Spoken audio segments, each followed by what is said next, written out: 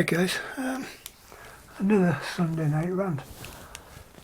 Somebody asked me the other day, no that's the wrong way. He said, why do I like wooden arrows? Why not modern carbon, plastic, fiberglass arrows? And they got me thinking, it's like, why don't I use modern carbon fibre, fiberglass, aluminium or plastic arrows? Couple of things. First off, I think they engender laziness within the archer. Now don't get all, what do I mean by that? I mean they're too easy. You can buy a set of arrows that are properly balanced, properly weighted, properly fletched, knocked everything perfect, and you're good to go. You don't have to do anything.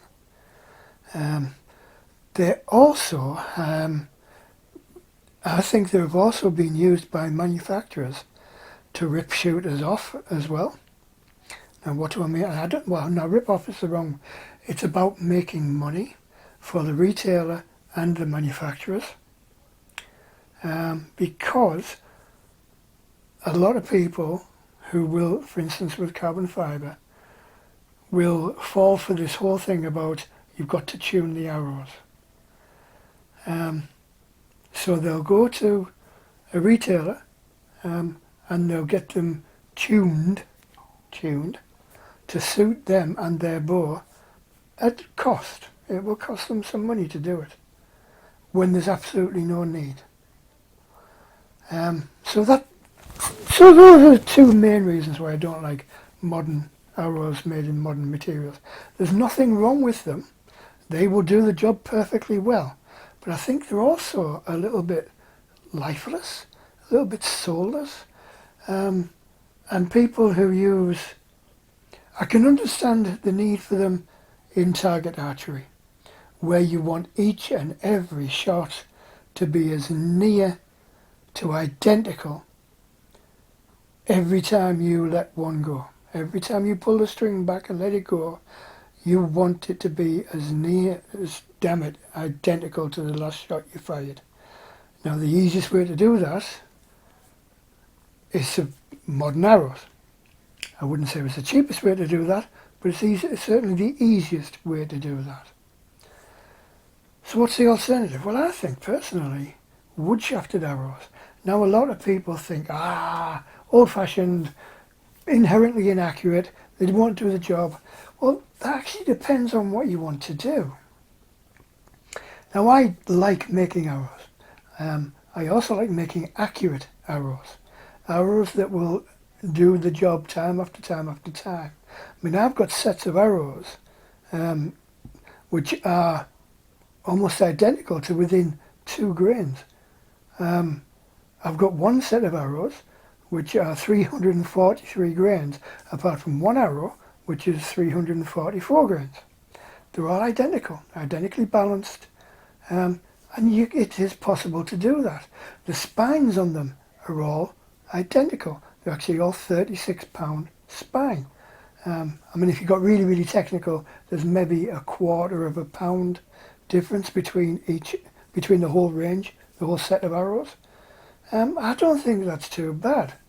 Now, people will say, yeah, but you don't have to go through all. I've actually bought arrows. Arrows here, carbon fibre.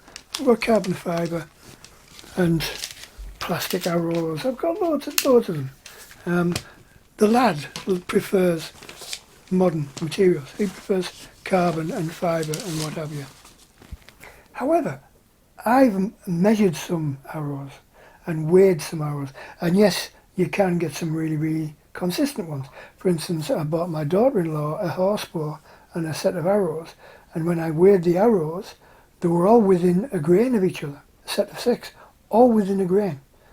Very, very consistent. However, I also bought my other son a set of 5 arrows to go with the bow I bought him, and there was 10 grains difference between each of them. And that's a big difference, 10 grains. That's the difference between a 28-inch arrow and a 29-inch arrow. That's the difference between a foot at 20 yards. And they were spined differently as well. Admittedly, I have actually bought wooden arrows in the past where there's been a massive difference in spine and things like that, but that's why I don't buy wooden arrows anymore. That's why I only buy carbon arrows for other people. It's just, I just prefer wood, and I think wood, it has a life of its own. And it can be as consistent as you like. For instance, all the arrows I make, are spined at 90 degrees to the grain of the wood. I always choose the shaft for a particular set where the grain is as straight as it's possible to be, and then I measure the spine at 90 degrees to the shaft, to the grain of the shaft. So I'd always measure the spine to within half a pound maximum. So I always get within half a pound spine, and if I can, I will actually have them all exactly the same. I think nothing of buying 3 dozen shafts to make a half set of a set of 6 arrows. I'll buy 3 dozen shafts to make 6 really, really good arrows. I don't waste the other ones. I make practice arrows and things like that with the other shafts. Or I'll make half sets, like 3 arrows, which are perfectly matched. So I don't waste anything, but I enjoy doing it. And it gives me a massive sense of satisfaction when I've made a set of arrows. And the satisfaction is exponential when I go outside and I shoot those arrows and they all go to exactly the same place. That's why I prefer wooden arrows. I think they are better in terms of traditionality. They are better in terms of satisfaction of manufacture. I think they're better value for money, to be honest with you.